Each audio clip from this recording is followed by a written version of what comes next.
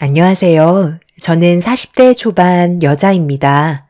그동안 결혼 생활하면서 여러 가지 일들이 많았지만 정말 많이 참아왔었어요. 그런데 이번만큼은 그냥 넘어가기엔 시댁 집안의 도를 넘는 행동들이 저에게 너무 큰 상처를 주고 말았어요. 그리고 남편과의 인연도 막을 내리게 되었죠. 문제는 저희 부모님과 시부모님께서 연세가 비슷하셨는데 여러 가지로 일이 좀 바쁘다 보니 좀 뒤늦게 챙겨드린 일이 있었죠. 칠순기념으로 양가 부모님 모두 200짜리 크루즈 여행을 끊어드렸는데 이것도 남편과 신중히 의논하고 결정해서 선택한 거였어요. 패키지 상품이라 동남아 3개국 6박 7일 상품 중에서 가성비가 좋게 나온 것 같아 부족한 형편에서도 최대한 챙겨드리려 노력을 했었습니다. 그냥 대충 다녀오시라고 크루즈 패키지 여행을 끊어드린 것도 아니고 양가 부모님 합의하에 결정한 건데 저희 부모님과 달리 시부모님께서는 뭔가 불만이 상당히 많으셨어요. 저는 최선을 다했지만 돌아오는 건 결국 욕밖에 없었고 너무 서운했었죠.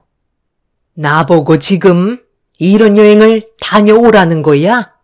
내가 상상했던 크루즈 여행과는 상당히 다른데 이왕 돈 쓰는 거 좀 더 괜찮은 상품으로 해주면 좋을 것 같다. 어머님, 이것도 정말 신중히 알아보고 결정한 거예요. 1인당 200만 원이면 정말 적지 않은 금액이에요. 저희도 상황에 맞게 최대한 해드리려고 노력한 거니 이번에는 이렇게 다녀오시고 다음에는 좀 더 괜찮은 상품 나오면 그때 또 보내드릴게요.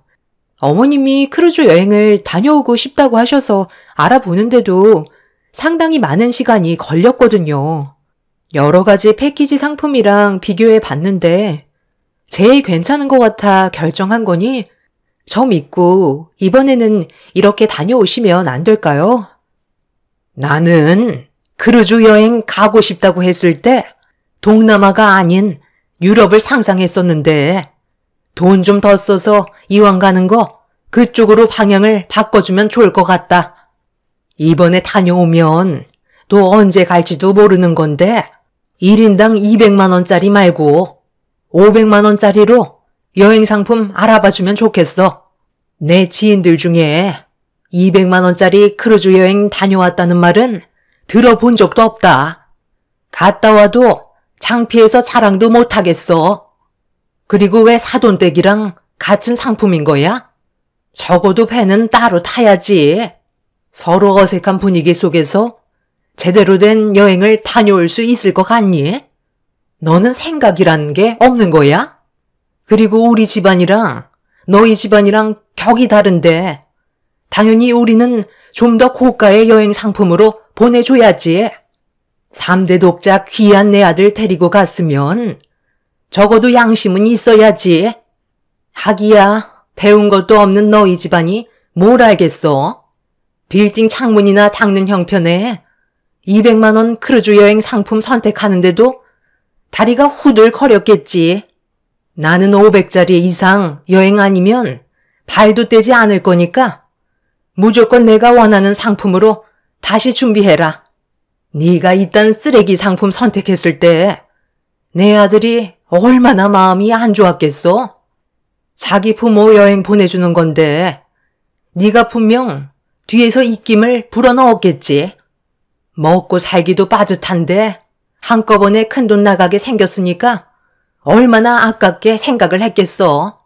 안 보내주자니 괜히 욕먹을 것 같고 보내주기에는 큰돈 나가니까 울며 겨자 먹기로 이딴 상품 내민 거 아니야? 아들, 내 말이 맞지?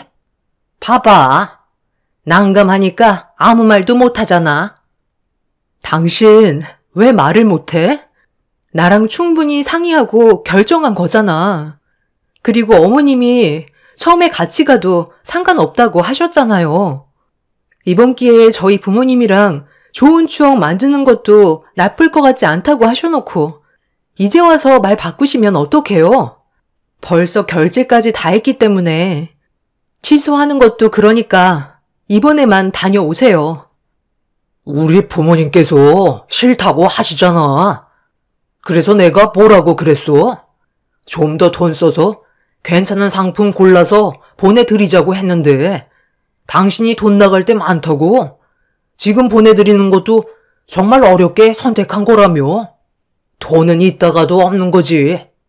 어쩌다가 한번 보내드리는 건데 꼭 그렇게 돈을 아껴야만 되겠어? 정말 어이가 없었습니다.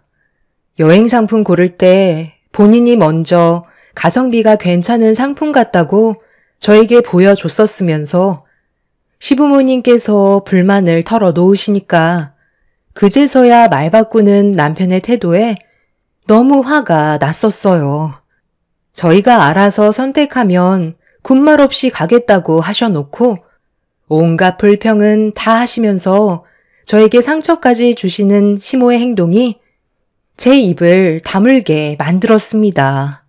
정말 없는 시간 쪼개가면서 힘들게 알아본 거지만 시부모님께서는 그런 고생을 알아주지 않으셨어요. 결국 시모는 가지 않겠다고 확고한 결정을 내리시는 바람에 저는 어쩔 수 없이 크루즈 상품을 취소할 수밖에 없었어요. 그렇게 집으로 돌아가는 동안 남편과는 단 한마디도 하지 않고 있다가 현관문을 열며 들어오자마자 시댁에 있었을 때 왜 그런 행동을 보인 건지 물어보았고 서로에 대한 불만을 털어놓게 되었죠. 당신 어떻게 시부모님 앞에서 그런 식으로 말을 할 수가 있어? 내가 몇 날 며칠 고생한 거 단 한마디도 꺼내지 않고 되레 나를 안 좋은 쪽으로 몰아가더라? 맞는 말 한 것뿐인데 뭐가 문제라는 거야? 내가 당신한테 처음에는 그 상품을 보여주긴 했었지만 여러 가지로 좋은 여행 상품들이 많았었잖아. 그래서 나는 이왕 돈 나가는 거 좀 더 쓰라고 했던 건데 네가 여유가 없다고 이걸로 결정한 거잖아. 내 말을 무시했는데 기분이 좋겠냐고. 우리 아버지랑 장인어른께서 비슷한 연배시라 한 번에 갈 때 같이 여행 보내드리는 것까지는 어느 정도 이해는 하지만 적어도 원하시는 여행을 보내드려야 하지 않겠소? 전부 다 내가 결정한 거야? 시부모님께서 치르는 거 한꺼번에 하는 게 좋을 것 같다고 먼저 얘기 꺼내신 거고, 그리고 그 상품도 당신이 먼저 얘기한 거잖아. 나는 원하는 대로 결정해 준 것뿐인데 왜 다들 나한테 뭐라고 하는 건데? 나는 뭐 이런 거 준비하고 싶은 줄 알아? 해야 될 일도 많은데 당신이 도와준 건 하나도 없었잖아. 그냥 이거 괜찮은 것 같다며 툭 던져놓고 그 뒤로는 나 몰라라 있으면서 욕은 내가 다 얻어먹어야 되는 거야? 어차피 여행 상품 취소했으니까 알아서 가시라고 그래. 칠순기념 이런 걸 왜 챙겨야 하는 거야? 요즘 시대에 하나부터 열까지 챙기는 사람이 어디 있어? 그리고 어머님이 우리 집안 보고 뭐라고 했는지 당신도 들었지? 빌딩 창문 닦는 우리 집안이 뭐 어때서? 여태껏 그거 하나로 잘 먹고 잘 살아왔었다고. 그러는 당신 집안은 얼마나 대단한데? 남편은 틀린 말 한 것도 아닌데 왜 열을 내냐며 제 속을 더욱더 긁어댔어요. 화가 머리끝까지 올라와 버린 이유는 남편과 시부모님께서 저를 무시하는 것보다 저희 집안 자체를 무시하는 것 같아 그게 너무 화가 치밀어 올랐습니다. 저와 남편이 늦은 저녁 목소리 높여 화를 내자 아이들까지 울음을 터뜨렸고 좀처럼 사그라들지 않는 분위기로 인해 각방까지 쓰고 말았죠. 남편이 현재 집안 사정을 모르는 건 아니었어요. 몇 달 전에 무리하게 대출까지 당겨서 좀 더 넓은 집으로 이사를 오는 바람에 많이 부족한 상태인데도 남편은 돈이야 또 벌면 된다고 통장에 잔고가 하나도 없는 걸 알면서도 무리하게 강행하길 원했었죠. 칠순을 축하드리기 위해 신경 써드리는 걸 싫어하는 게 아니라 조금 더 여유가 있을 때 제대로 원하시는 걸 해드리려 했었는데 하루 이틀 미루다 보면 팔순돼서 걷는 것도 힘들 때 여행 갈 것 같다며 계속해서 재촉을 하셨습니다. 결국 그런 상황 속에 없는 형편에 맞춰 신경 써 드렸는데 돌아오는 건 욕밖에 없어서 상처받은 마음이 쉽게 회복이 되지는 않았어요. 결국 이런 분위기는 장기전으로 가게 되면서 시부모님의 불만도 더욱더 커지게 되었죠. 제가 아무것도 하지 않고 가만히 있자 시부모님은 저희 집으로 직접 찾아오셨어요. 그리고 여행 준비를 계획하고 있냐고 물어보시면서 서두르라는 말을 하셨습니다. 지금 돈이 없어서 원하시는 여행 상품 맞춰드리기 힘들 것 같아요. 저희 부모님께선 어제 출발하신 거 아시죠? 부모님은 정말 만족해 하시던데 어머님은 더 비싼 여행 상품을 원하시니 가시려면 그만큼 기다리셔야죠. 그리고 저희 부모님 여행 가신 건 제 사비로 해결한 거니 어머님께서도 가시고 싶으시면 그이한테 부탁하시면 될 것 같아요. 대기업에 다니고 있으니까 원하시는 여행 충분히 맞춰드릴 수 있지 않겠어요? 저희는 어머님 집안과 차이가 너무 많이 나서 만족시켜드리질 못하는데 어쩌겠어요. 원하시는 답변 드리지 못해서 죄송해요. 제가 할 수 있는 건 이게 최선인 것 같아요. 저는 아이들 데리고 오늘 밖에 잠시 외출해야 하거든요. 볼일 끝나신 거죠? 그이한테 전화하셔서 따로 저녁 드시던지 하세요. 너 지금 말 다 했니? 내가 좋게 얘기하니까 아주 우스운 거지? 맨발로 쫓겨나야 정신 차릴래? 보잘것없는 집안 받아줬더니 감사한 줄은 모르고 어디서 고개 빳빳이 들면서 대들어. 이러니까 형편없는 집안과는 엮이고 싶지 않았던 거다. 내 아들도 지금쯤 너랑 결혼한 걸 아주 후회하고 있겠지. 그래서 지금 각방 쓰고 있어요. 저도 그이랑 결혼한 거 후회하고 있는 중이에요.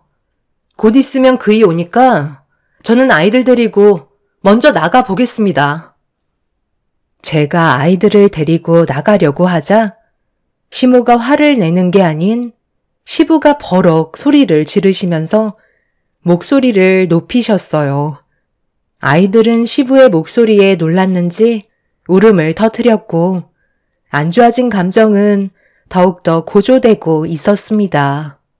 그 사이 퇴근한 남편이 때마침 들어와 저와 눈이 마주쳤는데 집안의 분위기를 살피더니 대충 눈치를 챘는지 그 기회를 놓치지 않고 시부모님 옆에 붙어선 저에게 상처되는 말을 퍼부었습니다. 아이들을 먼저 진정시키고 달래는 게 우선인데 남편은 저에 대한 불만을 털어놓고 있었죠. 그 모습을 바라보고 있던 저는 무엇 때문에 이렇게 살아야 하는 건지 몰라 남편과의 결혼 생활을 정리하는 게 좋을 것 같다는 생각이 머릿속에 꽉 차게 되자 더는 듣고 싶지도 않아 아이들을 데리고 무작정 밖으로 나왔습니다. 그런 저를 지켜보고 있던 시모가 말이 끝나지도 않았는데 어딜 나가냐고 저를 따라 나오시더니 아이들이 보는 앞에서 머리채를 잡고 다시 집으로 끌고 들어갔어요. 자신들이 원하는 조건을 충족시켜 주지 않는다고 아이들이 보는 앞에서 저를 막대한 행동은 도저히 그냥 넘어갈 수 있는 문제가 아니라고 판단돼 시모를 강하게 뿌리친 뒤에 그 자리에서 경찰에 신고를 하게 되었습니다. 제가 받았던 상처에 대한 소송을 준비하면서 이혼을 해야겠다고 확실하게 결정을 하게 됐던 순간이었죠. 네가 경찰을 부르면 뭐 어쩌게? 가족들끼리 다툴 수도 있는 거라고 대충 얘기하고 돌려보내면 되는 거거든. 나는 너한테 무력을 쓰지 않았다. 화를 돋군 건 네가 먼저지. 언제적부터 얘기한 건데 말귀를 못 알아듣고 사람이 말을 하는데 무시를 해?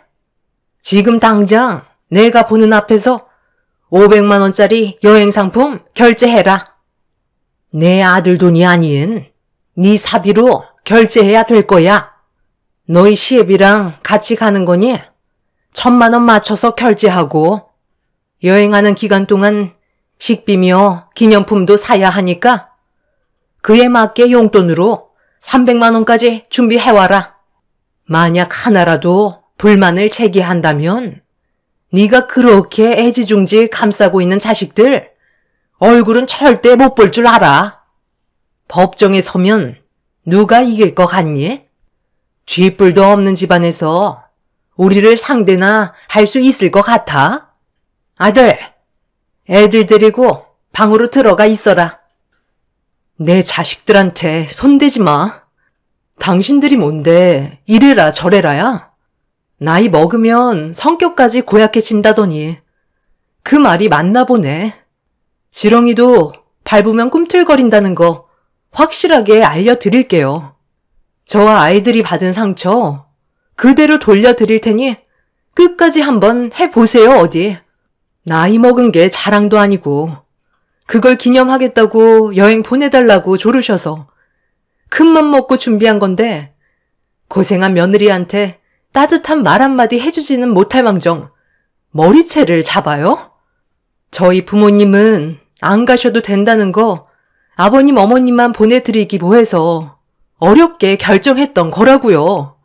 사람 성의를 생각해서라도 좋게 받아주시면 되는 거지. 그게 그렇게 싫으셨어요? 다 때려치워요. 제가 목소리를 높여 화를 내는 사이 경찰이 도착을 했고 시모한테 머리채를 잡힌 것과 애들의 안전을 위해서 그 사람들과 분리해달라고 부탁했어요.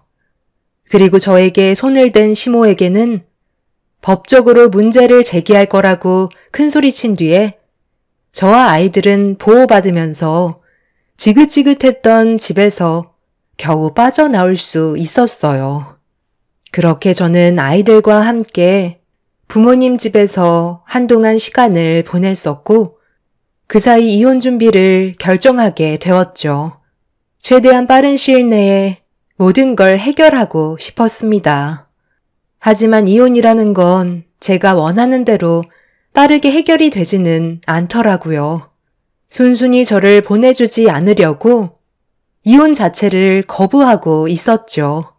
결국 저는 이혼 소송을 준비할 수밖에 없었고 시부모와 남편 또한 아이들을 데려오기 위해 저에게 소송을 걸었습니다. 정말 어이가 없었죠. 원하는 여행 보내드리지 않았다고 온갖 막말에 애들이 보는 앞에서 머리채까지 잡는 게 상식적인 행동이 아니라는 걸 전혀 인지하지 못하는 그 사람들을 이해할 수 없었습니다. 그리고 제가 이혼 소송을 준비하는 사이 부모님께선 여행을 마친 뒤 집으로 돌아오셨고 저와 남편과 문제가 있다는 걸 알게 되신 부모님께선 남편을 친정으로 불렀습니다.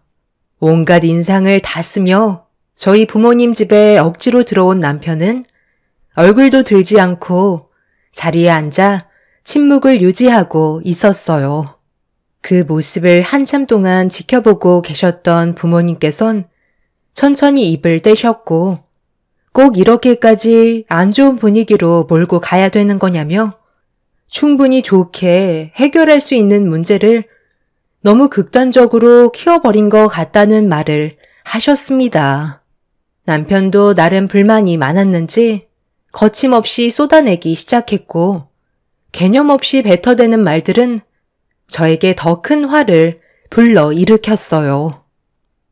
여행 다녀오셔서 아주 즐거우셨나 봐요. 장인어른 장모님께서 해외여행 즐기시는 동안 집안에 어떤 일이 벌어지고 있었는지 아세요? 이번 여행은 저희 부모님이 먼저 제안을 하신 건데 정작 두 분한테만 좋은 일 하게 된 것 같아 저도 기분이 상당히 안 좋습니다. 이 사람한테 저희 부모님 좀 더 신경 써 드리라고 했던 게 그게 그렇게 잘못된 거예요. 좀 더 돈 써서 보내달라고 했던 게 일을 크게 만들 정도는 아니잖아요. 제가 뼈 빠지게 벌은 돈도 제대로 쓰지도 못한 채 이 사람 눈치 보는 것도 더 이상은 싫어서 이혼하자고 했던 겁니다. 돈 관리는 여자가 해야 된다고 하지만 아무리 그래도 이건 아니죠. 두 분께선 원래 집안 형편이 좋은 건 아니시니까 대충 여행 다녀오셔도 충분히 만족하시겠지만 저희 집안은 전혀 다릅니다. 제가 3대 독자인데 부모님께선 저에게 거는 기대가 얼마나 크겠어요. 힘들게 뒷바라지 해주셔서 제가 대기업에서 일을 할 수 있게 된 건데 꼴랑 몇 푼 가지고 서로 얼굴을 붉혀야 되겠어요? 전부 할부로 끊으면 되는 거지. 그거 싫어가지고 손을 덜덜 떨고 있는 모습이 정말 한심해 보였습니다. 제가 원하는 여자가 아니라는 걸 확실하게 알게 된 거죠. 자네가 내 딸에게 매달리지만 않았어도 이런 상황까지 오지 않았을 텐데 그때는 전부 다 내어줄 것처럼 쫓아다녀 놓고 이제 와서 이혼하겠다고? 집안의 가장이 이렇게까지 책임감이 없어서야 되겠어? 내 딸한테 대충 들었는데 이번에 상당히 많은 대출을 받았다면서 자식 가진 부모로서 내가 도와주려 했었는데 내 딸이 강하게 거부를 해서 일단 지켜보고 있었네. 그동안 잘 지내고 있었으니 앞으로도 잘 해결할 수 있을 거라 생각했었어. 그런데 지금까지 내 딸이 얼마나 힘들게 살아왔을지 충분히 알 수 있을 것 같네. 자네가 이 모양 이 꼴이니 내 딸 속이 얼마나 타들어갔겠나? 돈이 많이 부족한 형편에서 딸이 보내주는 여행을 가지 않으려 했었는데 이미 결제를 했고 사돈분들과 함께 하는 자리라 이번 기회에 사업적인 대화 좀 해보려고 했었네. 그런데 사정상 같이 갈 수 없게 됐다는 딸의 말에 안타깝기는 했었지만 이런 일이 있을 거라곤 꿈에도 몰랐었어. 내가 아무리 빌딩 창문을 닦아가며 살아왔어도 사람을 그렇게 무시해서는 안 되는 거야. 이건 기본적인 상식인데 자네는 아직 인생을 더 배워야 할 것 같구먼. 아쉽게 됐지만 어쩌겠어. 자네 집안이 선택한 길인데 여기에서 끝내는 게 맞겠지. 나는 그래도 조금이나마 해결할 수 있는 방법이 있을 줄 알았는데 자네부터가 꽉 막혀 있는데 사돈분들은 오죽하겠나? 참네. 사업이요? 장인어른께서 저희 부모님과 사업적인 얘기를 나눈다고요? 지나가던 개가 웃겠습니다. 가진 것도 없는 집안이 무슨 사업 얘기를 한다는 거죠? 당신 말 다 했어? 아무리 서로 등을 돌리게 될 관계라고 해도 말을 그렇게 함부로 하면 안 되지. 당장 우리 부모님한테 사과해. 이젠 아예 밑바닥까지 보이는구나. 무슨 사과? 말은 똑바로 해야지. 별것도 없는 집안에서 태어난 너를 내가 걷어들여 줬으면 알아서 떠받들고 살아야 되는 게 맞는 거 아니야? 아빠는 더 이상 듣고 싶지 않다면서 어떤 마음인지 확실하게 알았다고 남편을 돌려 보냈습니다. 아빠는 이혼을 진행하라면서 뒤에서 모든 걸 도와주겠다고 하셨어요. 그렇게 남편과 저는 이혼 소송이 시작되면서 꽤 오랜 시간 서로 얼굴을 붉히면서 법적 다툼이 있었지만 정말 다행이었던 건 아직까지 아이들이 많이 어린 관계로 엄마의 보살핌을 받는 게 심적 안정을 취할 수 있고 아이들도 저와 함께 사는 걸 원하기 때문에 아이들의 의견을 반영해 양육권이 저에게 넘어오게 되었습니다. 결국 제일 큰 문제가 해결이 되면서부터 다른 것들은 자연스럽게 마무리가 되었고 원인 제공을 먼저 하게 된 시부모님의 영향과 저를 함부로 대했던 행동들에 대해 위자료 청구와 함께 재산 분할을 끝으로 그 사람들과의 인연을 마무리 지을 수 있었습니다. 시부모님과 남편은 법정에서 저에게 밀렸다는 거에 분노를 참지 못하고 서로 남남이 되었는데도 아빠가 일하는 곳까지 찾아오셔서 난리를 치셨어요. 시모는 빌딩 창문을 닫고 있던 아빠 보고 당장 내려오라며 동네 한복판에서 소리를 지르셨고 소란을 잠재우기 위해 아빠는 하던 일을 멈추시고 내려오셔선 시모에게 더 이상 서로 얼굴 볼 사이도 아닌데 왜 찾아왔냐고 물어보셨습니다. 왜 찾아왔냐고? 몰라서 물어요? 지금 우리가 어떤 기분인지 아냐고요? 그쪽 집안이랑 결혼을 해서 잃은 게 얼마나 많은데 제가 화가 안 나겠어요? 서로 웃으면서 좋게 해결할 수 있는 문제였는데 이를 키운 건 그쪽 아니에요? 저는 오늘 상당히 많이 바쁜 상태라 상대할 시간 없으니 그만 돌아가 주시죠. 그 사람이랑 이혼했고 법적으로 모든 게 해결된 마당에 이런 식으로 행동하시는 건 좋은 모습이 아닌 것 같은데요.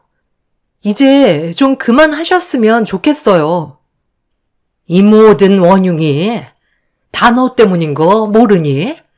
군말 하지 않고 여행 보내줬다면 내가 이렇게까지 나왔겠어? 지금 우리가 얼마나 많은 피해를 받았는지 알아? 예, 저런 사람 그만 상대하고 아빠 간판다는 것 좀 봐줘라.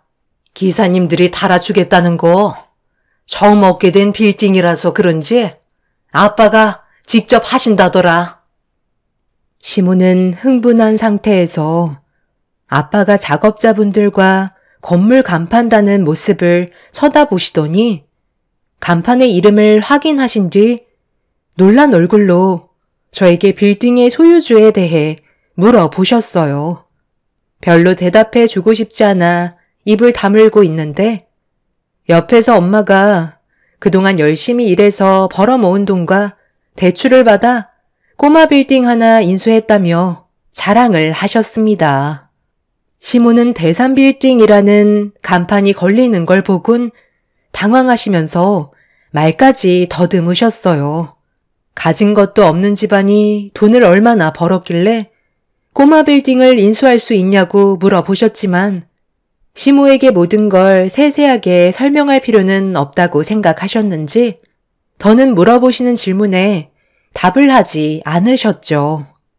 간판을 달고 저희 곁으로 돌아오신 아빠는 흐뭇해하시는 얼굴로 한참 동안 꼬마 빌딩을 바라보시더니 고개를 돌려 시모에게 한마디 하셨습니다. 저번에 말씀드렸지만 장사를 하고 싶다고 하셨다길래 이번에 제가 빌딩을 인수하게 되면 월세 안 받고 무상으로 상가 하나 내어드리려 했었는데 일이 이렇게 틀어져 버렸네요. 크루즈 여행을 저희와 같이 가겠다고 하셔서 그때 대화 좀 나누려 했었는데 일이 이렇게 됐으니 어쩌겠어요. 제 딸 잘 좀 봐달라고 저희도 최대한 많은 것들을 생각하고 있었지만 그쪽 식구들은 눈앞에 보이는 것들에만 불만만 가지고 최악의 상황까지 끌어올리셨으니 그에 따른 손해는 당연하다고 생각합니다. 이번 일을 계기로 앞으로는 마음 씀씀이를 좋게 가지셨으면 좋겠네요. 저희 가족은 오늘 기념적인 날이라 먼저 돌아가겠습니다. 저기 사돈어른, 잠깐만요. 상황은 언제든지 뒤집을 수 있는 거라고요. 전후 사정을 저희가 몰랐었기 때문에 이런 일이 생긴 거죠. 알았으면 이렇게 나왔겠어요. 아직 며느리랑 우리 아들 숙녀기가 남아 있으니 조금 더 시간을 가지고 생각할 시간을 가지면 안 될까요? 사람은 누구나 실수하기 마련인데 서로 좋게 해결할 수 있는 방법이 있다면 최대한 좋은 쪽으로 가는 게 모두에게 이익이 되지 않겠어요? 이번 일로 화가 많이 나셨겠지만 화 푸세요. 저희가 실수했습니다. 죄송하지만 그렇게는 안 될 것 같아요. 벌써 저희 가족이 받은 상처는 너무 깊어서 회복이 될 수 없거든요. 그렇게 좋아하시는 여행, 효자 아들이랑 많이 다니세요. 이번에 그이가 저랑 이혼하고 나서 혼자 돈 관리를 하다 보니까 무턱대고 카드를 막 긁고 다니는 것 같던데요. 감당되시겠어요? 제가 그동안 컨트롤해 줬었는데 이제 모든 걸 감당하셔야 될 거예요. 그리고 그거 모르셨죠? 그이가 손버릇이 좀 안 좋아요. 저에게 몇 번이나 걸렸었거든요. 사정사정해서 말하지 말라고 저에게 몇 번이나 무릎을 꿇었는지 알아요? 지금쯤 아마 노름을 하고 있을지도 모르겠네요. 아마 칠순 여행은 힘드실 것 같으신데 10,000원대 초저가 여행이라도 다녀오세요. 나중엔 그 사람이 집안 전체를 거덜내서 여행은 꿈도 꾸지 못할 수도 있으세요. 그럼 살펴가세요. 시몬은 그 자리에 털썩 주저앉아 멍한 얼굴로 저를 바라보셨어요. 그 사람이 저 몰래 노름을 하다가 몇 번이나 걸렸었는데 무릎까지 꿇어서 봐준 적이 몇 번 있었어요. 그런데 저와 이혼을 하면서 고삐 풀린 망아지처럼 흥청망청 돈을 쓰고 다닌다는 소식을 들었습니다. 그동안 정말 힘들었던 날들이 많았는데 이번 일로 인해 전부 다 해결돼서 마음이 후련합니다.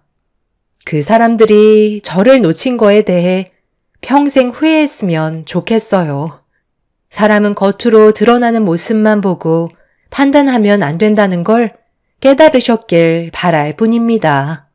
앞으로 저희 가족이 새롭게 시작하는 첫 발걸음에 축복이 함께 했으면 좋겠어요. 제 사연을 들어주신 여러분들의 삶에도 언제나 축복이 함께 하시길 바랍니다. 감사합니다.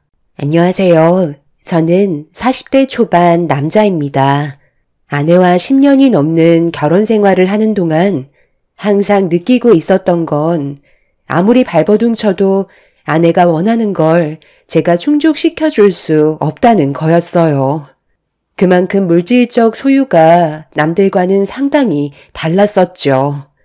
아내는 항상 불만이 많았었어요. 지금의 삶에 만족을 하지 못하고 저희보다 잘 사는 집안들을 부러워했었죠. 처음에는 그런 사람인 줄 전혀 알지 못했었는데 결혼 초에 아내는 소박하게 살아도 행복하기만 하면 바라는 게 없다고 했었죠. 하지만 시간이 지나면서 점점 아내의 성격은 바뀌기 시작했고 비슷한 나이대에 결혼한 사람들과 비교를 하게 되었어요. 그러면서 제가 벌어오는 돈에 대한 불만이 커짐과 동시에 부부싸움으로까지 이어지고 말았습니다.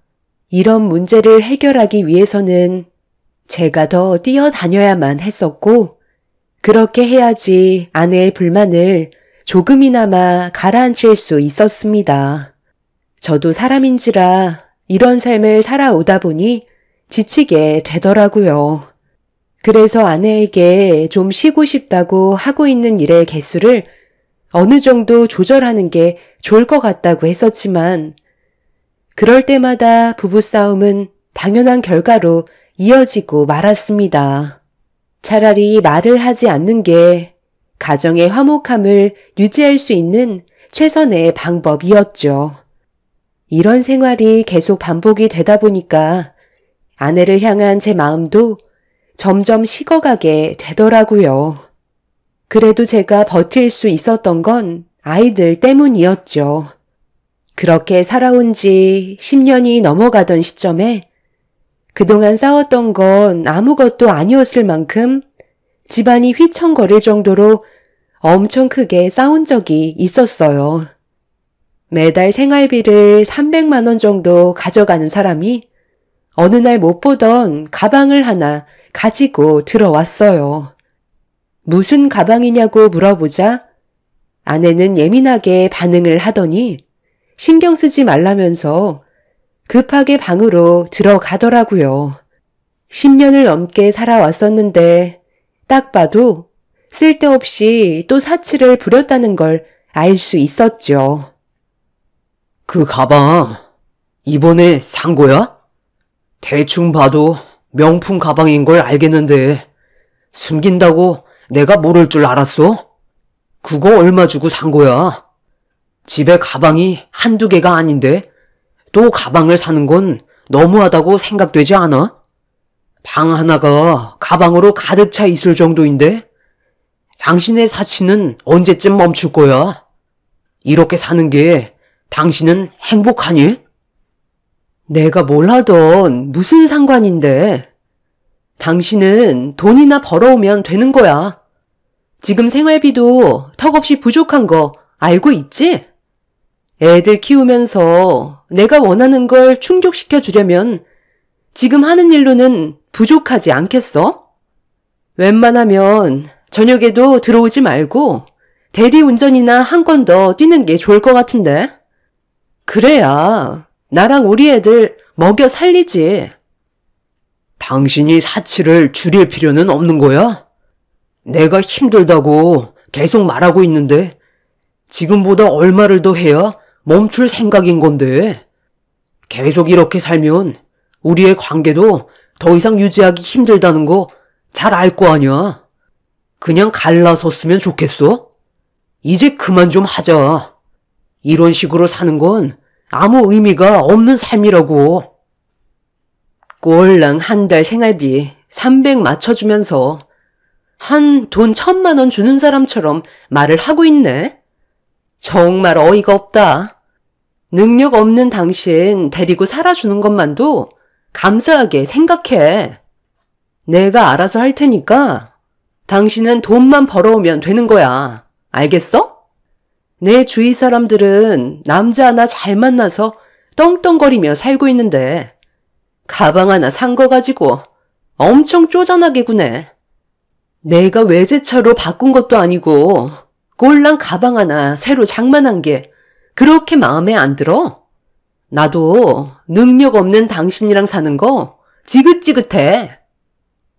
저와 아내는 서로가 가지고 있던 불만이 터져 나오게 되었고 결국엔 상처가 되는 말들을 쉬지 않고 내뱉었어요. 저도 더 이상은 이런 식으로 살고 싶지 않았어요.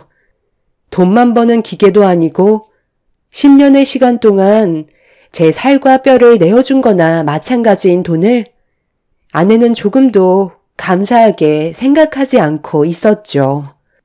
결국 저희는 그날 이혼하자는 말까지 나오게 되었고 한동안 냉전의 시간이 흘러버렸습니다. 이렇게 사는 건 도저히 아닌 것 같아 매달 주던 생활비를 끊어버리기까지 했었죠. 하지만 아내는 눈 하나 깜빡하지 않고 오히려 자기가 하고 싶은 대로 막 나가는 모습을 보여주면서 저를 더 크게 자극했고 결국 각자 갈 길 가는 게 좋을 것 같다는 확고한 결정을 내리게 되었어요. 더 이상 아내와 함께 하기에는 많은 어려움이 있을 것 같다고 처갓댁에 찾아가 하소연을 하고 말았습니다. 그동안 많이 참아왔었습니다. 이제 그만하고 싶네요. 제 능력으로는 저 사람을 충족시켜줄 수는 없을 것 같아요. 아이들도 제가 키우겠습니다. 여자들은 원래 다 그래. 그 정도 안 쓰고 사는 게 어디 있어? 돈 싸들고 세상 떠날 것도 아닌데 사는 동안 하고 싶은 거 하게 놔두면 좋은 거 아니야? 자네가 내 딸과 결혼하고 싶다고 했을 때 뭐라고 그랬어? 모든 걸 다 내어줘서라도 행복하게 만들 테니 내 딸을 달라고 했잖아. 그럼 이 정도는 각오하고 데려간 거 아니야? 그런데 10년이 지나고 나서야 내 딸을 도로 데려가라는 게 말이 되나? 서로 지지고 볶고 얼굴을 붉혀도 이혼만큼은 허락해 줄 수 없네. 자기가 부족한 건 생각도 안 하고 이혼하자는 말부터 꺼냈다니까. 이럴 거였으면 애초에 결혼도 하지 않았지. 당신 때문에 내 인생 10년이 날아갔다고. 자네가 이렇게까지 무책임한 놈인 줄 알았으면 내 딸을 주지도 않았지. 내 딸 인생은 어떻게 보상해 줄 텐가? 이혼을 할 거면 그만큼 대가가 필요하지 않겠소? 대가라뇨? 저 사람만 인생을 허비했나요? 제 10년도 같이 쓸어내려 갔다고요. 제가 얻은 건 뭔데요? 아무것도 남아있지 않은 빈 껍데기만 있는 상태잖아요. 알뜰살뜰 모아서 삶이 좋아질 수 있게 노력이라는 건 단 한 번도 하지 않은 저 사람 때문에 애들도 제대로 된 삶을 살아가지 못하고 있는 상황인데 그런 말이 나와요? 장인 장모는 제가 무조건 잘못했다며 자기 딸을 데려갔으면 평생 책임을 져야 한다고 이혼만큼은 무조건 반대를 하고 있었습니다. 생각했던 거와 다르게 전혀 다른 말을 듣게 된 터라 너무 화가 치밀어 올랐어요. 저는 이혼 소송이라도 가겠다며 더 이상은 아내와의 관계를 질질 끌지 않기로 결정하게 되었어요. 말이 통하지 않는 사람들과 함께 한다는 건 제가 우울증에 걸려 정신적으로 문제가 생길 것 같아 하루라도 빨리 이혼을 하고 제 삶을 사는 게 좋을 것 같았습니다. 그렇게 이혼을 준비하는 동안 아내는 제가 생활비도 끊고 제대로 된 남편의 역할을 끝까지 행해주지 않았다는 거에 보란 듯 아이들을 방치해버렸어요. 평소 같았으면 회사에서 퇴근을 하고 바로 대리운전을 뛰는데 아내와의 이혼을 통보한 이후 대리운전은 그만하기로 결정을 하게 되었죠. 그리고 그때부터 아이들은 오로지 제 몫이 되었습니다. 돈에 대한 스트레스를 받지 않게 되다 보니 제 삶을 찾은 것 같았어요. 잠잘 시간 쪼개가며 대리운전을 했을 때와는 다르게 행복지수가 훨씬 높아졌고 돈보다 가정이 중요하다는 걸 확실하게 알 수 있었죠. 아내는 그런 저에게 매일같이 불만을 쏟아내었지만 저는 조금도 흔들리지 않았습니다. 그렇게 매일을 아이들과 즐거운 시간을 보내고 있었는데 어느 날 돈도 없는 사람이 몸에 명품을 휘감고 나타났더라고요. 사치를 부리기에는 카드까지 전부 다 막아놓은 상태라 아내가 제 돈을 함부로 쓸 수 있는 상황은 아니었죠. 그러다 보니 아내의 돌발 행동들에 의심을 품었고 제가 돈을 주지 않는다고 이혼하기도 전에 바람을 피우는 것 같은 느낌을 받게 되었어요. 갈 때까지 가는 아내의 행동에 그냥 넘어갈 수 없었던 저는 제발 정신 차리라고 한마디 싸붙였네요. 그렇게 살면 당신 인생이 행복하다고 느껴져? 내가 봤을 때 그거 병이야. 생활비 끊었다고 나 몰래 다른 남자 만나고 있는 거지? 그러지 않고서야 지금 당신이 걸치고 있는 것들 살 수 있는 능력이 안 되잖아. 웬만하면 이혼하기 전까지는 쓸데없이 바람 피우는 행동은 자제해 주는 게 좋지 않겠어? 내가 뭘 하던 당신이 뭔 상관인데? 어차피 갈라서면 남남 아냐? 나도 살 길을 찾아야 할 거 아냐? 능력 없는 당신같이 찌질한 남자 만나고 싶지 않거든.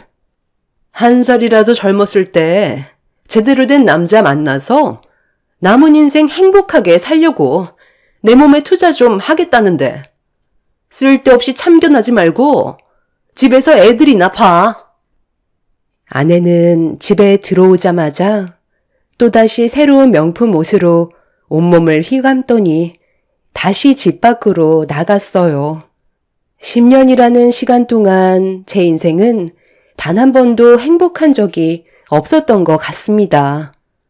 정말 열심히 두 발로 뛰며 가정을 지키기 위해 살아왔었는데 돌아오는 건 능력 없는 사람이라는 말뿐이었고 아내에게 인정을 받지 못한 저는 실패자라는 죄책감에 시달리고 있었습니다.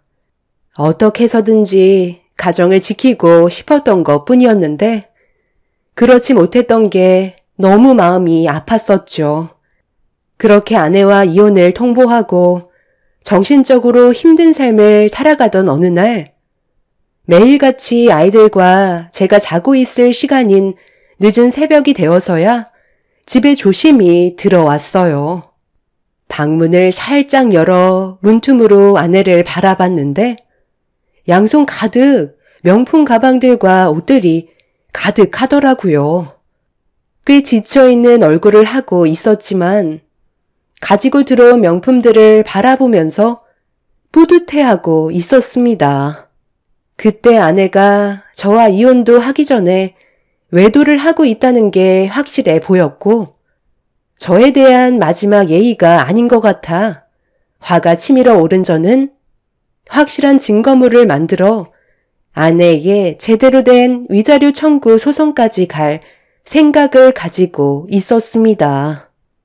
그때부터 아내의 뒤를 미행해야겠다는 결정을 내리게 되었고 다음날부터 아내를 따라다니기 시작했어요. 그런데 이 사람이 정신이 나갔는지 남자를 한두 명 만나고 있는 게 아닌 듯 보였습니다. 전화 통화를 받더니 잠시 뒤 한 건물 안으로 들어갔고 한참 뒤에나 나오던 아내는 작은 명품 가방 하나를 들고 나왔죠. 그리고 또 다른 지역으로 옮긴 아내는 누군가를 기다리는 듯 보였고 전화가 왔는지 반갑게 웃으면서 대화를 나누다가 또다시 건물 안으로 들어갔습니다. 이런 일들을 반복적으로 하던 아내는 어느새 집에 도착했을 때 양손 가득 명품들이 한가득 쌓여 있었어요. 아내는 자기가 원하는 걸 얻기 위해 다른 남자들 집에 들어가 원하는 걸 내어주고 대신 명품을 받는 것 같은 느낌이 들었어요. 왜 이렇게까지 하는지 이해를 할 수가 없었죠. 한참 동안 집에 들어가지 못하고 온갖 상상을 하던 저는 아내가 도대체 어떤 일을 저지르고 있는지 확인해 보기 위해 집으로 들어가 명품 물건들을 정리하고 있는 아내를 돌려 세운 뒤 대화를 시도했습니다. 나는 당신과 할 말이 없는데 뭐가 더 남은 거야? 또 쓸데없는 말 할 거면 그만 내 방에서 나가줬으면 좋겠는데 당신이야말로 어디 갔다 온 건데? 애들 배고파하는 거 안 보여? 쓸데없는 짓 할 시간에 애들이나 챙기지 그래? 내가 애들 볼 때는 그래도 끼니는 거르지 않게 했거든? 당신은 도대체 할 줄 아는 게 뭐야? 당신 요즘 뭘 하고 다니길래 이렇게 많은 명품들을 가지고 집에 들어오는 거야? 나 말고 다른 남자 만나고 있기라도 한 거야? 우리 아직 법적으로 부부인 거 몰라? 내가 남자를 만나던 뭔 짓을 하던 그게 당신이랑 무슨 상관이야? 나는 가지고 싶은 걸 충족시켜주지 못하는 능력 없는 당신 때문에 지질이 궁상처럼 살 바엔 다른 사람들이 원하는 걸 내어주고 그에 대한 대가를 얻는 삶이 훨씬 좋다는 걸 깨달았어. 그걸 뒤늦게 깨달았지만 그래도 나는 지금 상당히 만족하고 있다고. 부자들은 확실히 다르더라고. 나도 능력 있는 좋은 남자 빨리 만나서 제대로 된 인생 살아봐야 되지 않겠어? 나 정도 얼굴에 몸매가 되니까 남자들이 달려드는 것 봐. 돈 많고 능력 있는 남자가 애 딸린 이혼녀를 누가 좋아해 준다는데? 그 사람들은 눈이 없냐? 당신이 뭔가 착각하고 있는 것 같은데 당신은 그냥 놀잇감에 불과한 거라고. 명품에 눈이 멀어 이용당하고 있는 걸 모르고 사는 당신이 정말 한심하다. 나이가 몇인데 아직까지도 철없는 생각을 가지고 있는 거야? 제발 좀 신경 꺼. 더 이상 나한테 미련 갖지 마. 나도 할 만큼 하면서 살아왔다고. 당신이 나한테 이래라 저래라 할 처지는 아니잖아? 지금까지 살면서 나를 제대로 충족시켜준 적 있었어? 단 한 번도 없었잖아. 나는 내 삶 찾아갈 테니까 당신은 애들이나 키우면서 평생 찌질하게 자식들을 위해서나 살아. 저는 아내의 마지막 한마디에 감정을 조절하지 못하고 얼굴에 손을 올려붙이고 말았습니다. 아내도 가만히 있을 성격은 아니라 제 뺨에 손을 올렸고 저희는 씻을 수 없는 상처까지 남아버리고 말았어요. 저는 아내를 진심으로 사랑하고 있었어요. 그렇기 때문에 10년이 넘는 시간을 버티며 살았던 거죠. 철없어 보이고 물질욕이 어느 정도 있어 보여도 여자로 태어났으니 꾸미고 싶은 건 당연하다고 생각했기 때문에 아내가 원하는 걸 맞춰주기 위해 최선을 다해 살아왔었습니다. 사랑하지 않았다면 바로 이혼을 했었겠죠. 하지만 부부라는 건 저 혼자만 잘한다고 해선 되는 게 아니더라고요. 제가 하는 만큼 상대방도 저에게 어느 정도 해야 균형을 맞출 수 있다는 걸 알 수 있었습니다. 한쪽만 희생한다는 건 옳은 방법이 아니었던 거죠. 다른 남자들 집에 드나들었던 아내의 모습들이 너무 실망스러웠고 사랑했던 마음은 더 이상 남아있지 않게 되었어요. 오히려 더럽게 느껴지기 시작했죠. 저는 아내가 어떤 짓을 저지르고 있는지 처갓집에게도 보여주기로 결심하게 되었고 며칠 뒤 아내가 고급 맨션에 들어가는 걸 놓치지 않고 뒤따라 갔어요. 그리고 어느 집에 들어가는 것까지 확인할 수 있었죠.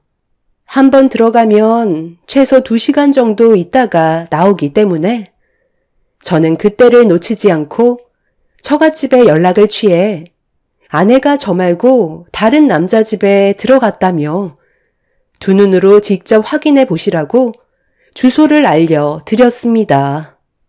장인 장모님은 믿을 수 없다는 듯 오히려 저에게 온갖 막말을 퍼부으셨지만 제가 장인어른한테 보내드린 사진 한 장에 처가댁은 제가 알려드린 주소로 달려올 수밖에 없었어요.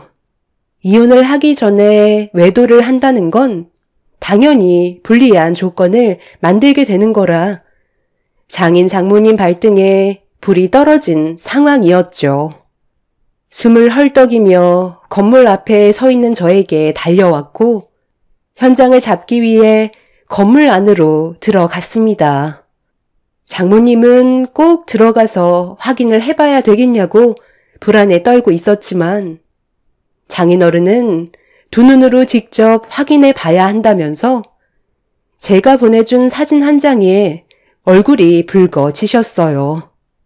장인어른한테 전송했던 사진은 어느 한 건물에서 아내가 나올 때 어떤 남자와 같이 걸어 나오고 있었는데 서로 포옹하는 장면이었어요. 그리고 아내가 눈웃음을 치고 있었고 누가 봐도 그건 바람이었죠.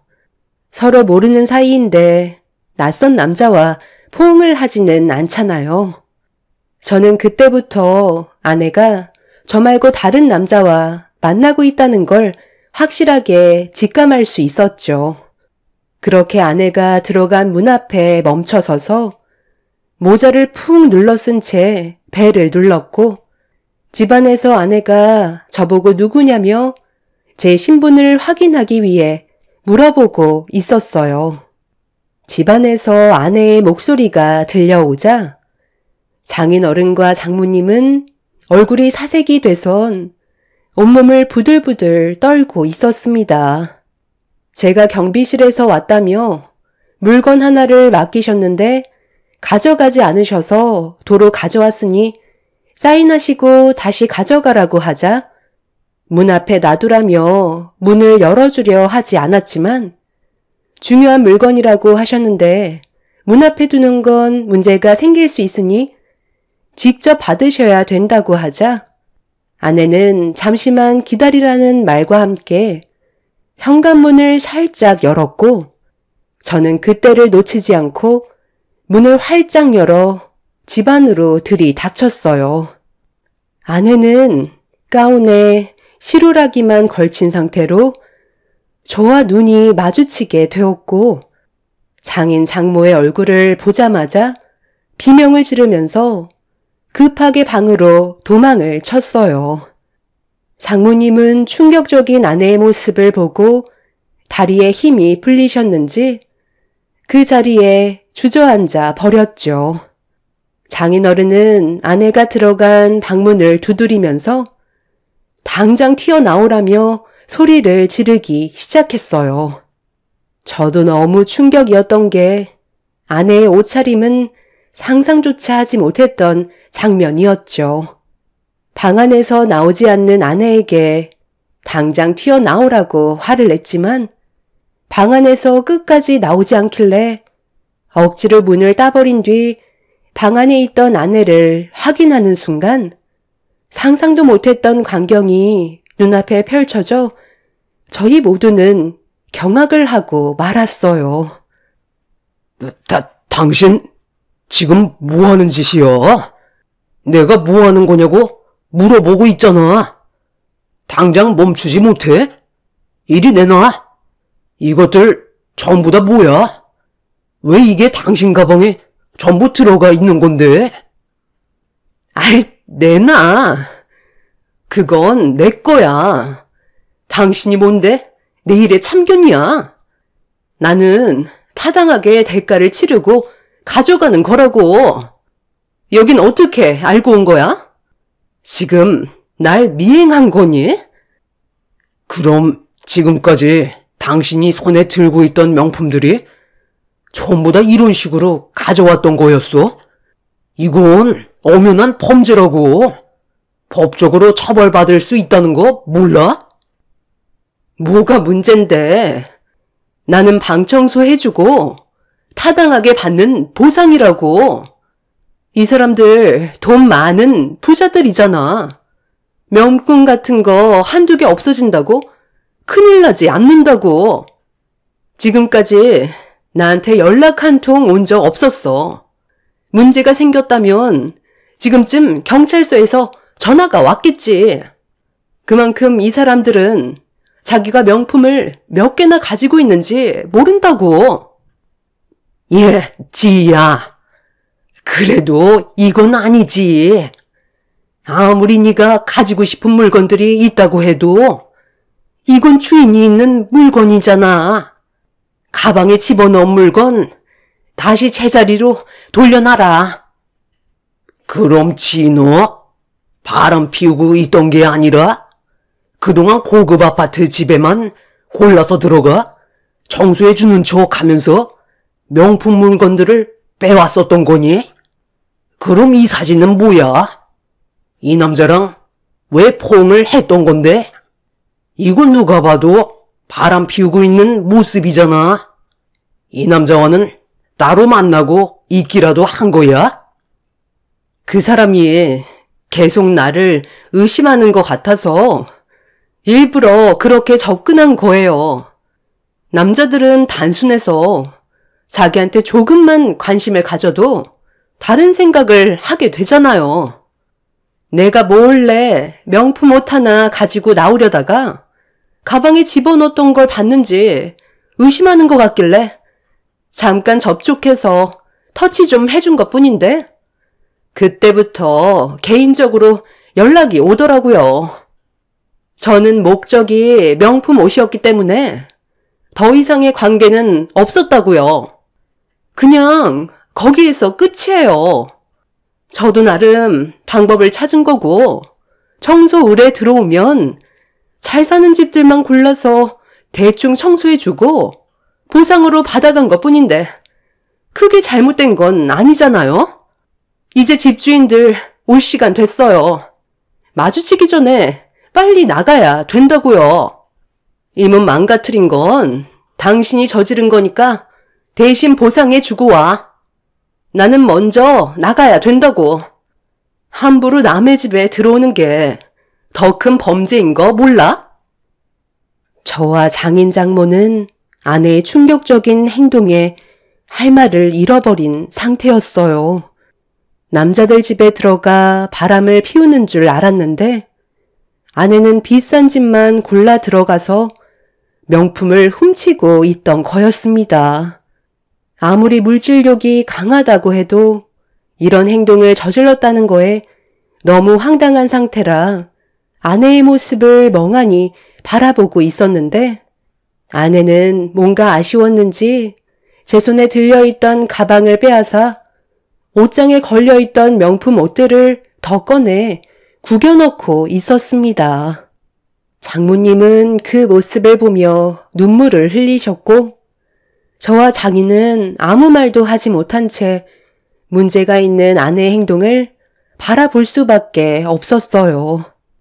그렇게 급히 집 밖으로 뛰쳐나가려는 아내를 붙잡아 저는 경찰에 신고를 하게 되었고 잠시 뒤 집주인분들과 경찰들이 집 안으로 들어오면서 사건은 마무리가 되었습니다. 결국 아내는 경찰서에서 조사를 받게 되자 피해본 사람들이 상당히 많다는 걸 알 수 있었고 아내의 집에 있던 명품 물건들은 제 주인한테 다시 돌아갔지만 많은 사람들이 피해를 보게 된 거에 대해 아내를 상대로 소송을 걸었습니다. 결국 법적인 처벌을 면하지 못하게 되면서 징역을 살 수밖에 없었어요. 장인어른은 자기 딸이 받게 될 처벌 정도를 최대한 낮추려고 변호사를 선임해 여러 가지 방법을 동원했고 정신질환이 있다는 문제로 밀어붙이면서 아내의 징역을 어느 정도 감형받게 할 수 있었습니다. 하지만 한두 명이 피해를 본 게 아니었기 때문에 그에 따른 위자료도 같이 보상을 해줘야만 했었죠. 아내는 이렇게 된 게 전부 다 제 탓으로 돌리고 있었어요. 능력이 없는 저를 만나 제대로 된 삶을 살지 못해 가지고 싶은 걸 가질 수 없는 자신의 인생이 너무 불쌍해 이런 방법을 선택한 거라고 모든 걸 제 탓으로 돌리고 있었어요. 아내와 살면서 단 한 번도 쉰 적 없이 모든 걸 해주기 위해 밤낮 가리지 않고 일만 해왔었는데 아내에게는 그저 부족한 남편일 뿐이었던 거죠.